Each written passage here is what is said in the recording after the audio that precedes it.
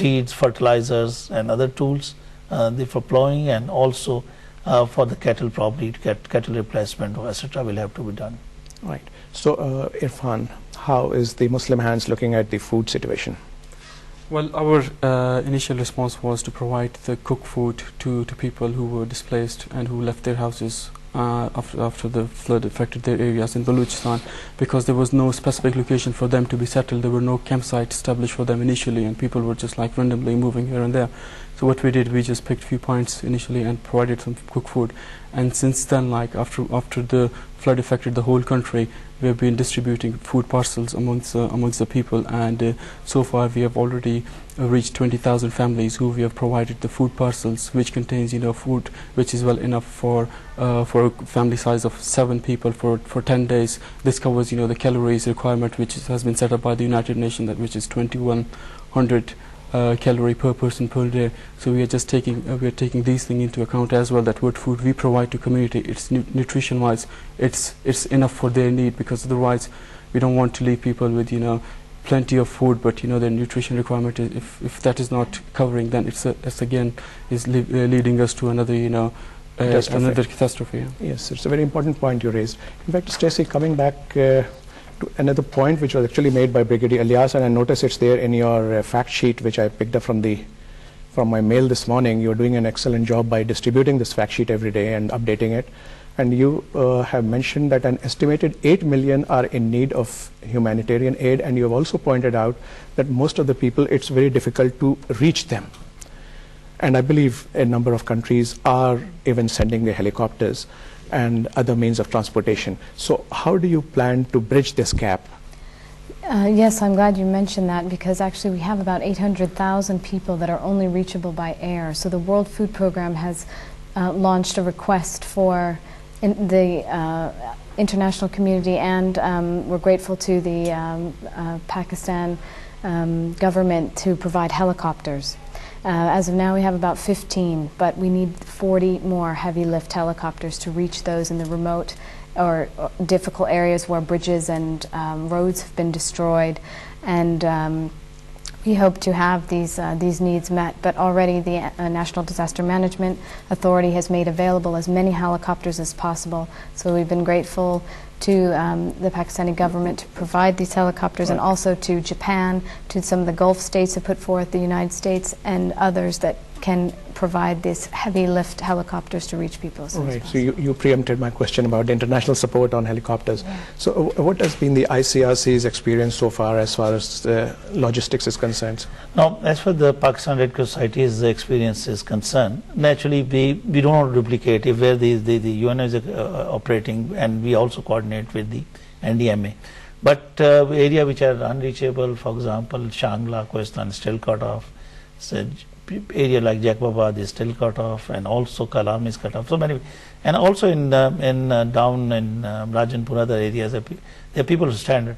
So I think what we do is that our volunteers, others, they even try to reach out at local level. For example, they break the weights and they use even the boats now in the areas which are flooded, which are otherwise cut off. We have been using some mules also to reach out those people and take the things.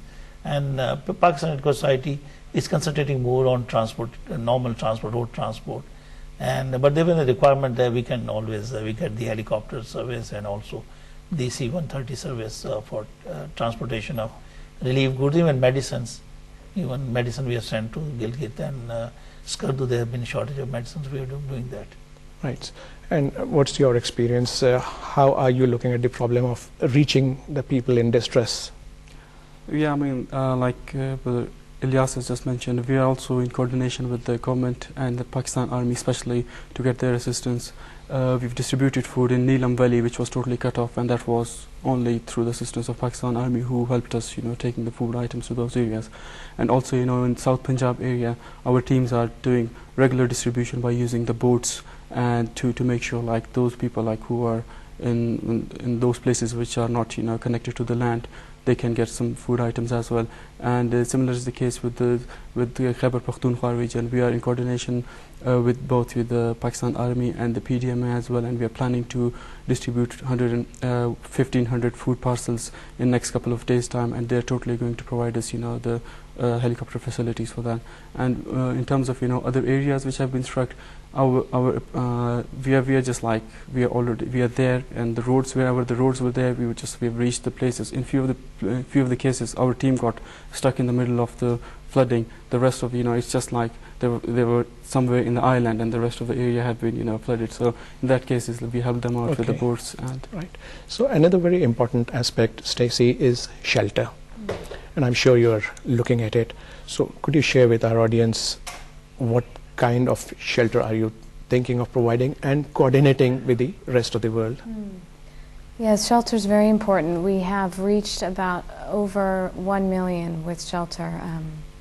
That's in coordination with the humanitarian community, non-governmental organizations, and the International Organization for Migration. That's tents and tarpaulins. It also includes non-food relief items, which are not sheltering items, but provide kitchen sets, blankets to help people to have a sense of home when they've lost everything in these floods. And we need more, though. There's still about 4.5 million people without shelter, emergency shelter, that is. So we're asking for people to please continue to send the plastic sheeting and the necessary items for sheltering, because there just simply doesn't exist in the stockpiles to meet the needs of nearly 17.2 million. 17.2 million is a fantastic figure, sir. And the rains, unfortunately, are continuing. The misery of the people has not come to an end. So what is the Pakistan Red Crescent doing about it? I think so. What just SES said, that we also the same thing, like tents and tarpaulin sheets, and we are reaching out. And to help the people also, we are distributing kitchen utensil sets, hygiene kits, importantly, jerry cans, and these things are so that people are. But I think so. Shelter remains at the moment a very, very serious issue, because the people are in the open, as has been mentioned, and they are under sun, and this is very, very warm weather.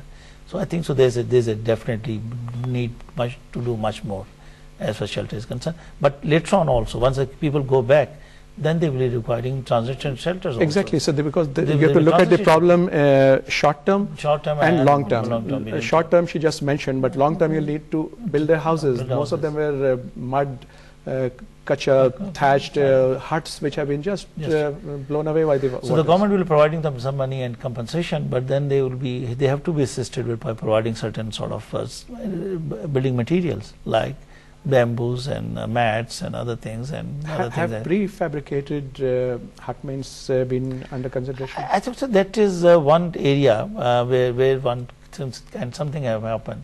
Since you raised this point, I think so. I must inform that in this regard, the Turkish Red Cross Society and the government of Turkey has already taken a very major step, and they have sent already 50, and they'll be sending 3,000 prefabricated houses.